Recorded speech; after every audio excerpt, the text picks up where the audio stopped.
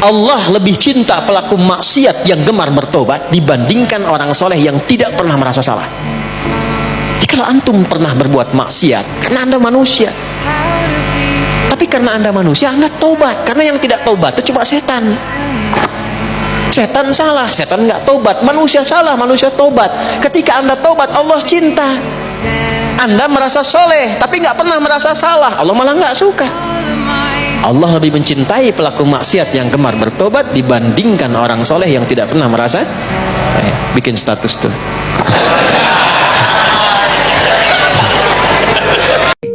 Apapun kesalahan yang pernah diperbuat oleh seorang hamba dalam hidupnya, dan berapapun jumlahnya, kata Allah, aku masih punya kasih sayang yang sangat luas untuk memaafkannya sepanjang ia mau kembali kepadaku. Nah, jemput rahmat Allah. Oleh karena itu, lihat siapapun itu dengan bi'ainir rahmah, dengan kacamata kasih sayang. Sepanjang ia masih hidup, apapun kesalahan yang pernah ia perbuat, ia masih punya hak. Ia masih punya hak untuk mendapatkan kesolehannya sebelum ia wafat. Nah, kecuali kalau egonya mempertahankan nafsunya sehingga diancam oleh Allah, kalau tidak dimanfaatkan kasih sayang ini, engkau akan dikumpulkan di hari kiamat nanti dalam golongan orang-orang yang kehilangan iman dan terancam dengan hukuman yang pedih. Nah, itulah sifat Allah yang sangat berkeadilan.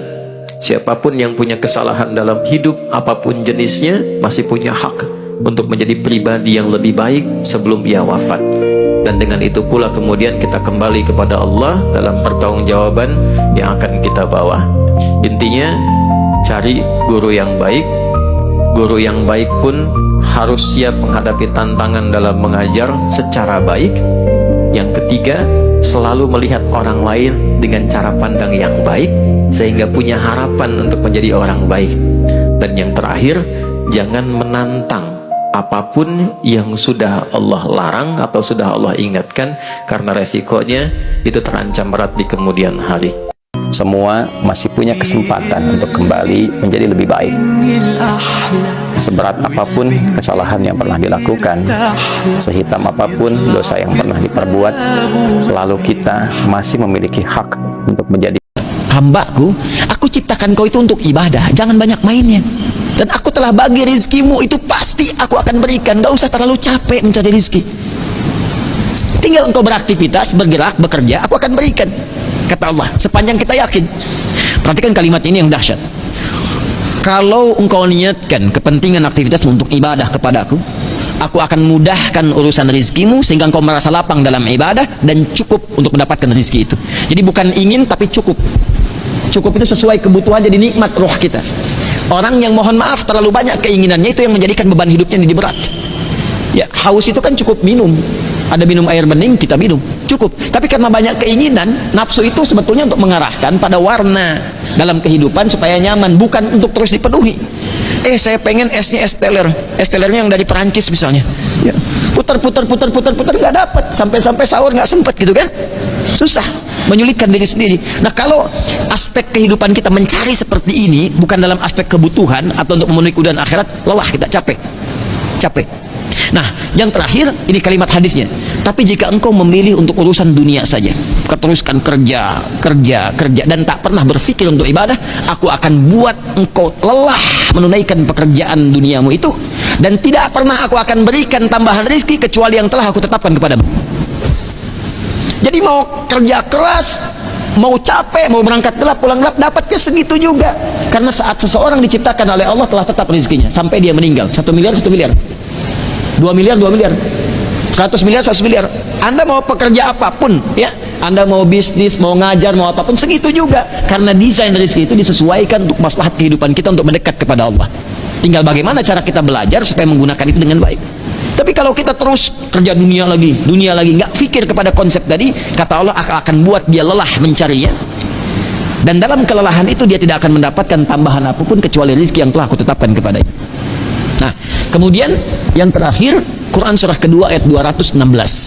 Jika ada perasaan gelisah dalam hati, goyah nih, belum yakin maksimal, apa mungkin begitu? Ala Ustadz cuma nyampaikan aja, tapi kan dia yang mengalami, tapi aku yang menyalami. Tidak, ini teori umum untuk semuanya. untuk semua. Jika ada perasaan kita goyah di situ, maka perangi cepat perasaan itu. Tepikan, jauhi. Langsung sandarkan ikhtiar kita, tawakal kita kepada Allah. Wa 'alallahi falyatawakkalul mu'minun. Langsung yakin, karena Allah itu nggak mungkin, ya, nggak mungkin menyalahi janjinya. Allah kalau sudah tetapkan pasti terjadi. Makanya iman kita diuji di situ. Awas, iman kita diuji. Jangan sampai kita sibuk menaikkan iman kita lupa. Kalau sedang ada bisikan, kamu mesti berubah, kamu harus lebih baik dari sebelumnya, kamu mesti kuat, itu artinya tanda cinta dari Allah. Kalau sudah ada bisikan seperti itu, jangan dibiarkan. Bahasa Qur'annya, walladzina jahadu fina lanahdiyannahum subulana. Kalau ada orang-orang ketika sedang mendapatkan bimbingan dari kami, kemudian dia ambil petunjuk itu, dia katakan pada dirinya, saya mesti berubah, saya mesti lebih baik, maka kata Allah, saya akan tunjukkan jalan baginya untuk berubah dengan cara yang lebih mudah. Ingat teman-teman, maaf ya, maaf, kita tidak akan lama. Satu kali kita pasti akan pulang. Pastikan saat Anda pulang, ada kebahagiaan terpancarkan di wajah Anda. Ketika Anda terlahir, semua orang tertawa melihat Anda, dan Anda menangis. Saat Anda wafat kembali kepada Allah, pastikan dengan perubahan itu, Anda yang tersenyum, buat mereka menangis mengiringi kepulangan Anda kepada Allah Subhanahu wa Ta'ala. Allah itu sudah kangen sama saya. Saya pun sudah lama kangen sama Allah. Sebentar lagi saya ketemu. Kenapa kalian mesti nangis? Tuh. Ketemu Allah, gak pernah lihat dikasih oksigen, kasih hidup, Insya Allah, kasih kenyamanan, kasih nikmat, gak pernah ketemu, gak pernah lihat, pengen lihat, kangen, pengen lihat. Masa gak pernah kangen? Masa gak pernah rindu? Faman kana yarju liqa'a rabbi, siapa yang sudah rindu ketemu Allah, falyamal amalan shalihan wala yusyrik bi ibadati rabbi ahada. Tiap Jumat tuh kita karena kangen. Masa nggak kangen sih? Imannya di mana masa nggak kangen sama Allah? Sama Nabi kangen kan kita, kangen, rindu sama Nabi. Nggak pernah ketemu, sayang kita nggak pernah rindu, kita sholawat terus nggak pernah ketemu. Sekali kita ke Madinah, masya Allah, tenang. Terus waktunya mau ketemu, tapi pas mau ketemu kotor, badannya kotor, hatinya kotor, mulutnya kotor, malu kan ketemunya. Makanya perbaiki. Sebelum waktunya tiba, semua teracak-acak, semua berantakan. Perbaiki dulu diri kita tuh. Jadi ayah masa ketemu Allah, anaknya begitu, malu kan ketemu Allah. Pas ditanya anaknya begitu, nggak kenal Allah, nggak bisa sholat, malu. Gitu.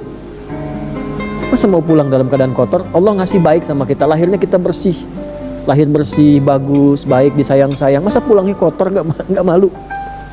Kerja kotor, tangan kotor, kaki kotor, nggak malu? Ya, makanya ini ayat nggak biasa gitu. Jadi begitu baca satu ayat itu, kalau kita baca pakai iman, getaran hatinya beda.